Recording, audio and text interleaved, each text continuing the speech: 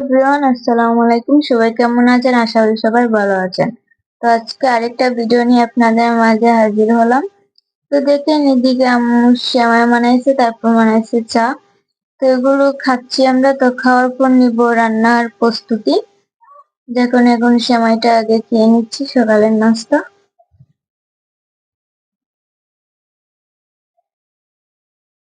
তো দেন খাওয়ার পর এদিকে আম্মু বাইরে এসে চুলায় আগুন ধরিয়ে একটা কড়াই বসিয়ে দিলেন, আর এতে দিয়ে দিলেন পরিমাণ মতো তেল, তারপর দিয়ে দিলেন তেজপাতা, দারচিনি আর এলাচ। এগুলো দেওয়ার পর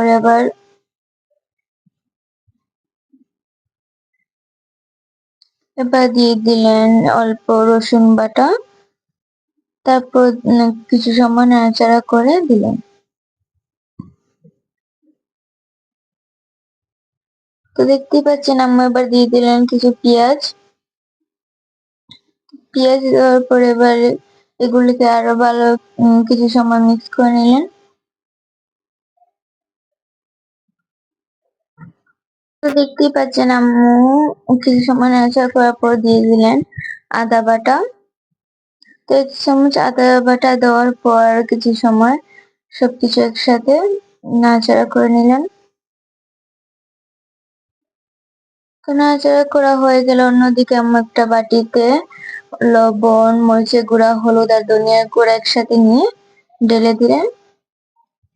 তো এদিকে মশলাগুলো দেওয়ার পর আরো কিছু সময় ভালোভাবে মিক্স করার পর দিয়ে দিলেন অল্প পরিমাণে পানি।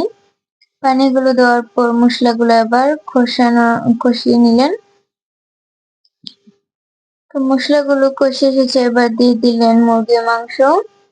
মাংসগুলো দেওয়ার পর মাংসগুলোর সাথে মশলা ভালো করে এড করে নিচ্ছেন।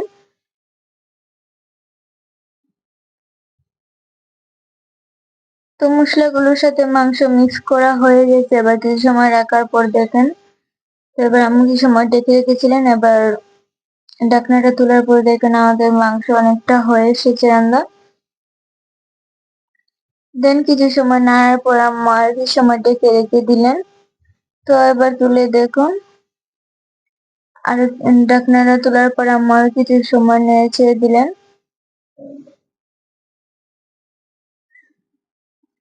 এবার দিয়ে দিলেন কয়েকটা কাঁচামরিচ। তো কাঁচামরিচ গুলো দেওয়ার পর আম্মু আর কিছু সময় নাড়াচাড়া করে নিলেন।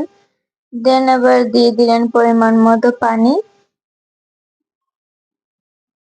তো দেওয়ার পর আরো কিছু সময় নাড়াচাড়া করে নিলেন। দেন এবার আরো কিছু সময়ের জন্য ঢেকে রেখে দিলেন। তো এবার ওঠানোর পর দেন আমাদের মাংস রান্না হয়ে গেছে। আজকের ভিডিও এই পর্যন্ত। সবাই ভালো থাকবেন, সুস্থ থাকবেন। আল্লাহ হাফেজ।